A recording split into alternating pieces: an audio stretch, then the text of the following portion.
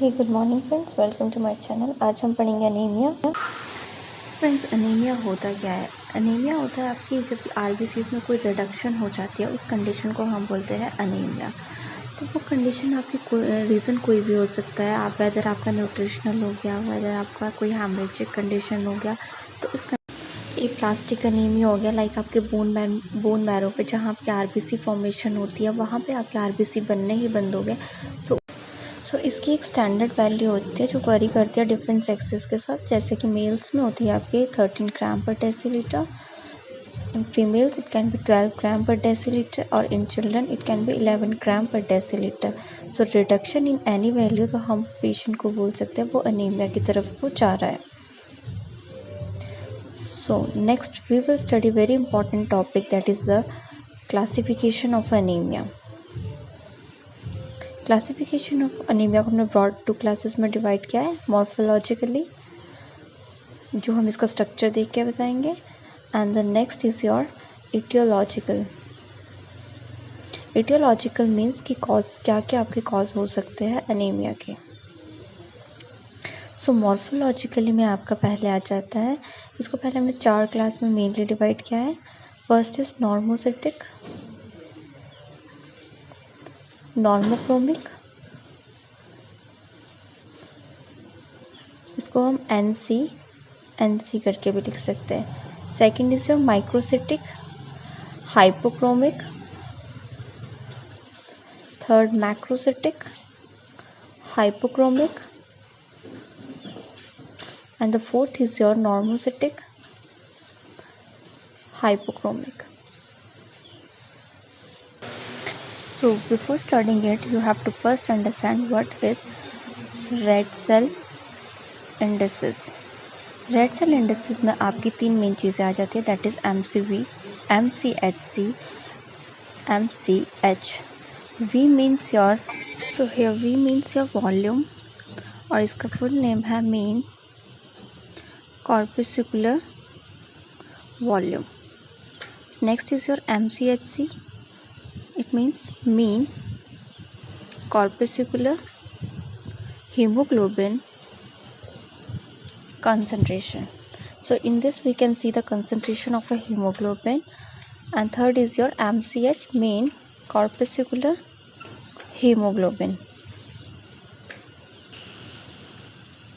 So next आपसे पूछा जाता है कि conditions बताइए in which the MCV, MCHC get increased, raised or normal.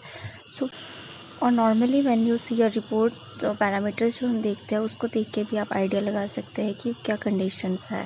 So first जैसे आपका MCV, V means your volume, ठीक है, तो आपके साइज़ कैसा है। Next MCHC, C means your concentration, that is in colours, ठीक है। सो फर्स्ट आ जाता है आपका normocytic normochromic anaemia. It means V, volume क्या है आपकी, नॉर्मल, ठीक है, और MCHC, सी मीन्स कंसनट्रेशन, वो भी क्या है, नॉर्मोक्रोमिक है, मतलब दोनों ही चीज़ें आपकी नॉर्मल है। Even then we seeing it anaemia, so the RBC count is decreased. So remember कि नॉर्मोसिटिक नॉर्मोक्रोमिक में आपकी दोनों चीज़ें नॉर्मल होगी और ये होगा। Next microcytic hypochromia, micro means low, hypo means concentration भी कम है, सो दोनों ही चीज़ें आपकी इसमें कम हो चुकी है। MCHC भी आपका हाइपो है, तो मतलब कलर भी लो है, और RBC तो आपका लो रहेगा। Third is your macrocytic hypochromia, macro means आपका वॉल्यूम क्या है, इंक्रीज हो चुका है, ठीक है, और MCHC दैट इज़ कंसनट्रेशन भी आपके हाइपो, मतलब कलर कम हो चुका है और RBC कम है।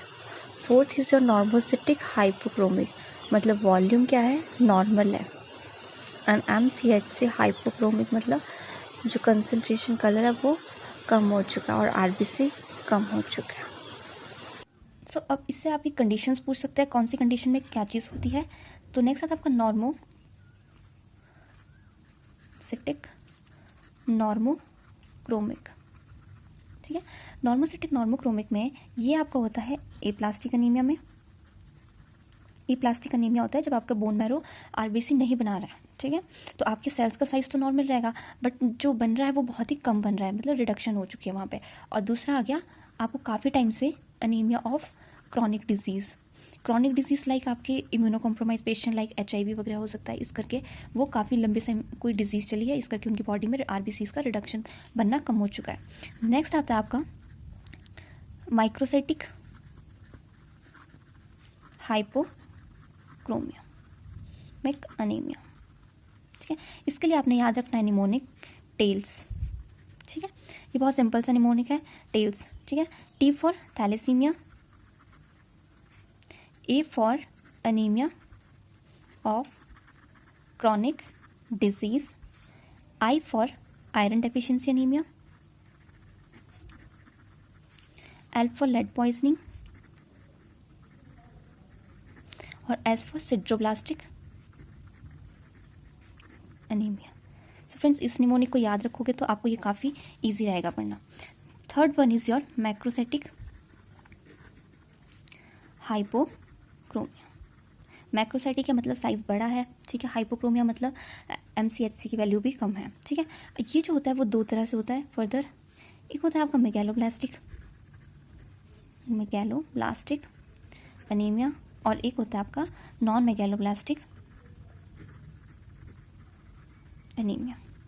ठीक, मेगैलोब्लास्टिक अनीमिया वैसे इसको अलग से भी पढ़ा जाता है। आपने सिंपल इतना याद रखना है कि मेगैलोब्लास्टिक अनीमिया जो होता है वो विटामिन B12, विटामिन B9 और इंट्रिंसिक फैक्टर,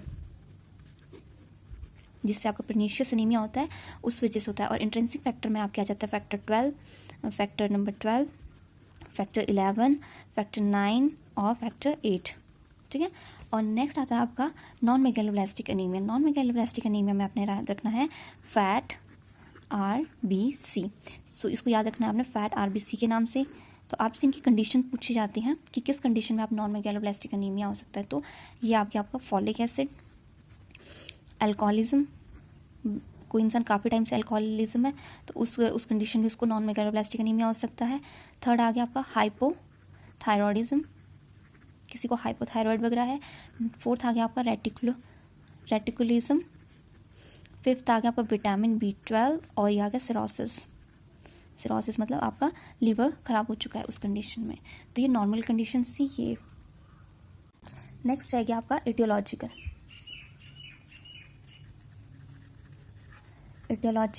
कंडीशन। एटियोलॉजिकल का मतलब होता है कॉज, क्या क्या कॉज हो सकते हैं आपको अनीमिया होने के। सबसे पहला आ गया आपका न्यूट्रिशनल डेफिशिएंसी। अगर आप अपनी डाइट में ही नहीं ले रहे हो तो वो आपको अनीमिया कॉज कर सकती है। ठीक है, न्यूट्रिशन डेफिशिएंसी अनीमिया। ठीक है, नेक्स्ट आ गया आपका हेमरेजिक हो गया कहीं, हेमरेजिक अनीमिया, उस वजह से भी आपको एकदम से ये भी आपका रीज़न हो सकता है अनीमिया का। फिर हीमोलाइटिक अनीमिया, एप्लास्टिक अनीमिया मतलब आपके बोन मैरो ने RBCs को बनाना ही बंद कर दिया। फिर फिफ्थ आ जाता है अनीमिया ऑफ क्रॉनिक डिजीज़, या आपको HIV जैसी कोई डिजीज़ हुई है काफ़ी लंबे टाइम से तो उस करके आपकी बॉडी में RBCs नहीं बन रहे हैं।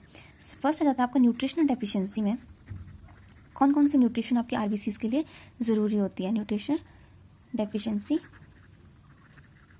अनीमिया, इसमें मेन आ जाती है आपकी vitamin B12, vitamin B9 folic acid.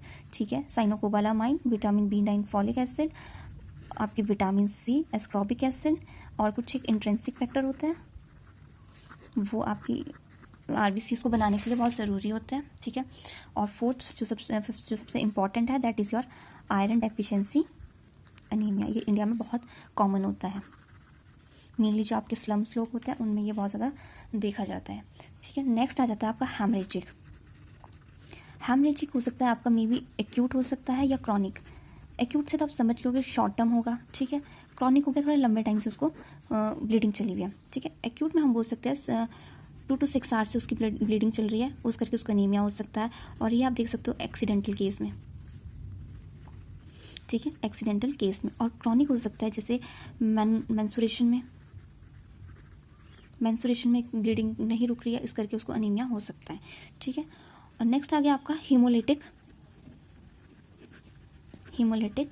Anaemia. ठीक है, हीमोलिटिक अनीमिया में क्या आएगा आपका, इसमें आपका दो तरह का होता है, एक होता है इंट्रिंसिक, एक होता है एक्सट्रिंसिक। इंट्रिंसिक फैक्टर क्या क्या होंगे, हेमोलिटिक एनीमिया आपके मतलब हीमोलिसिस हो रही है, आरबीसी बन रहा है बट वो मैच्योर होने से पहले ही टूट जाता है, ठीक है। तो हीमोलिसिस में आपका एक हो गया एक्सटेंसिव, एक हो गया आपका इंटेंसिव फैक्टर।